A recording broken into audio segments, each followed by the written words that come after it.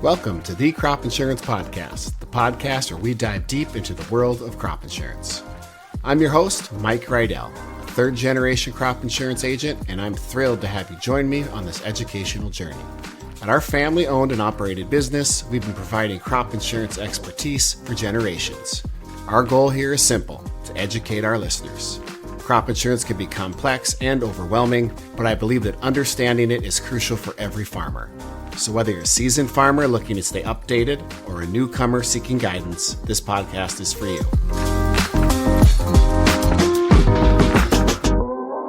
Let's take a moment to thank some of our sponsors of the Crop Insurance Podcast.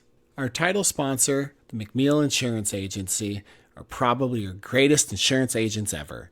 They specialize in federal crop insurance and have since 1979. To visit their website, go to www.greatestagencyever.com.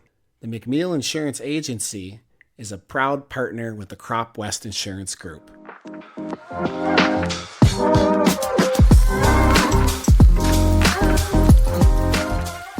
Welcome to part 2 of the ECO and SCO coverage option podcast. So in today's episode, we're going to be looking at the math behind the ECO and SCO coverage options to help you understand how these programs work for your operation. So for the argument's sake, for ECO and SCO, the expected county or the expected area yield was 53 bushels an acre. If you remember from our previous episode, the ECO coverage band is from 95% on down to 86%. So you're going to take 95% of your area expected yield on down to 86% of your expected area yield. That's going to give you your coverage band and give you a little idea as what's going to trigger a loss in your area. So in this example, 95% of 53 bushels an acre is 50.4. If the area or the county starts harvesting less than that, it's going to start triggering a loss. Once it falls below 86% of the expected area yields, in this case, 53 times 86% is 45.6.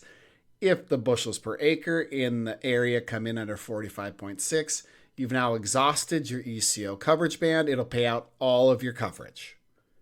Under SCO, once you hit 86% of the expected area yield, it's going to start triggering a loss. And that band of coverage is going to vary depending on what your coverage level is. And it's going to go from 86% all the way down to your coverage level. And once it gets to your coverage level, it has now exhausted all of the SCO coverage. And you'll get all of your payment for the SCO program once you start to trigger a federal crop loss.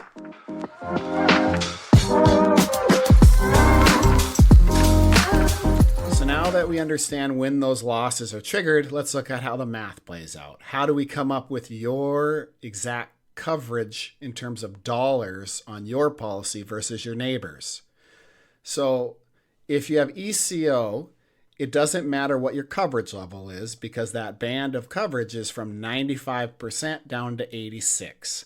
So it doesn't matter if you're at the 85% coverage level, 80, 75, 70, etc. The ECO coverage is the same no matter what. It doesn't matter what your underlying coverage is. So what they're going to do is they're going to look at each unit of that crop you seeded. So this example, let's say we seeded 3 units a week. We've got an approved yield of 60, 53, and 45.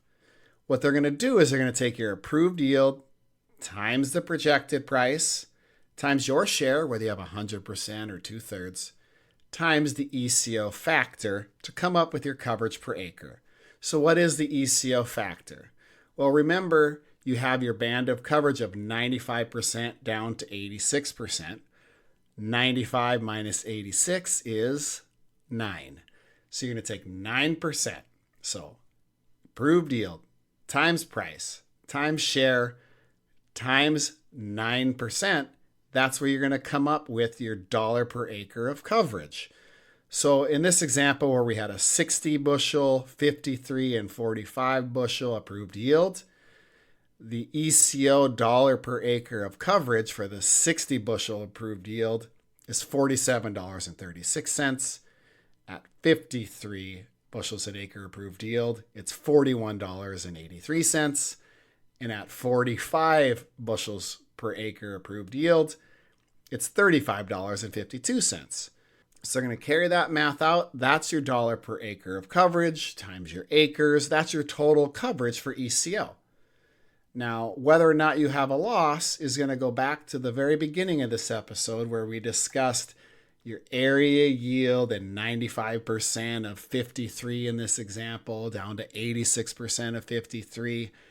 If the area yield falls below that, they're going to pay out that percentage accordingly in your band. So once it goes below that 86%, you would collect all of your ECO coverage. So you and your neighbor could be signed up for the exact same program. You're both going to get paid if it falls below 95% of the expected yield in the area. You're both going to get triggered a loss. Now, how much you get paid will depend on what your approved yield is on each of your units versus your neighbors, and what your share is in each of your units versus your neighbors. Your neighbor could have, approved yield of 50 and a share of 2/3, whereas you have a 100% share in a 60 bushel approved yield. You're going to collect more on ECO than they would in terms of dollars per acre, because you have a higher dollar per acre based on your policy. And again, you're both going to get paid if the area has a loss. Now, if the area doesn't have a loss, neither of you are going to get paid.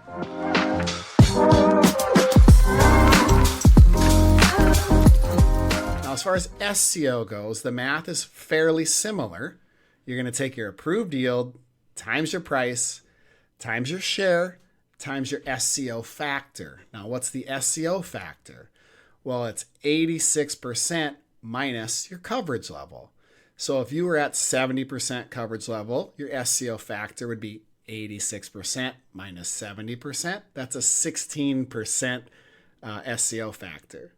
And if you're at 75% coverage level, it's going to be 86% minus 75. That's an 11% SCO factor that you're going to use. So you can see how that grows and shrinks depending on what your coverage level is. The lower your coverage level, the bigger your SCO coverage factor is going to be, because it's covering more of that spread. So you carry out the math the same as you would on the ECO factor or the ECO coverage. It's going to be the same scenario and how you figure out each line item on your policy and how much coverage you have. And then the loss is going to be determined in a very similar fashion. Now, instead of at 95% starts triggering a loss, under SCO, 86% of the expected yield is going to start to trigger that loss. So once you have 86% of the expected yield, it's going to start triggering your loss. And then once it goes down to wherever your coverage level is, 70, 75, etc., once it hits that, then it's going to pay out all of your SCO coverage. And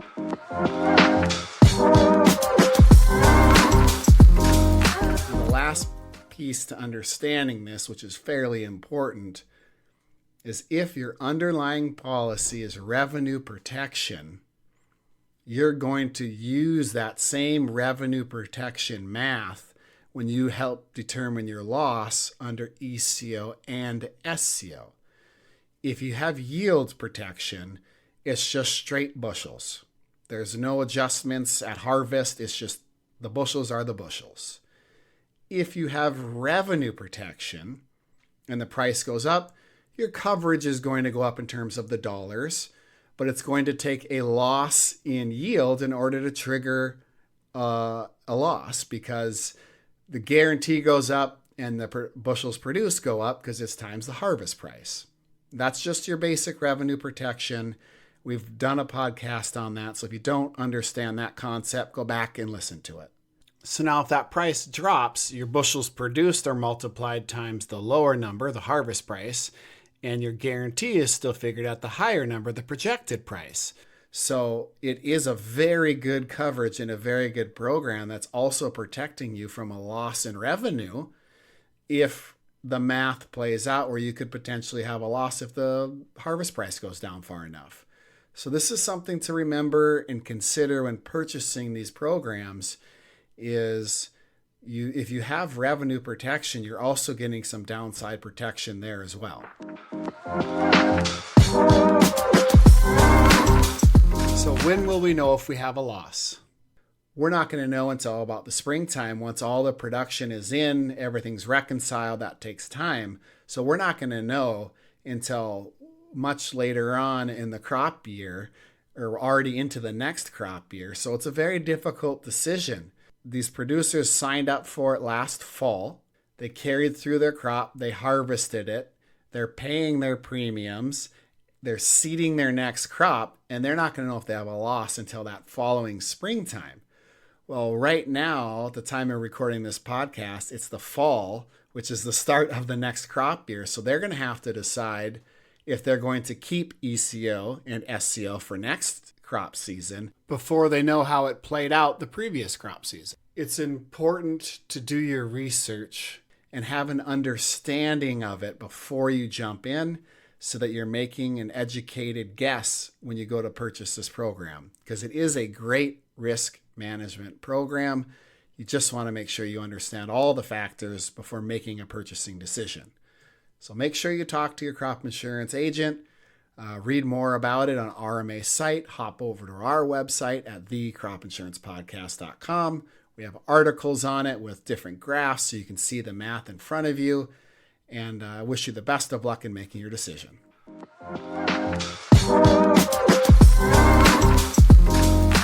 From my family to yours, thank you very much for listening. I sincerely hope that this presentation has been instrumental in enhancing your understanding of federal crop insurance. If you find value in our podcast, we kindly encourage you to subscribe and spread the word among your friends and neighbors. To access further information, please visit our website at thecropinsurancepodcast.com, where you'll find the latest podcast episodes, articles, and exciting new features conveniently located in one place. This information is not all-inclusive and is meant to be used only as general guidelines for educational purposes.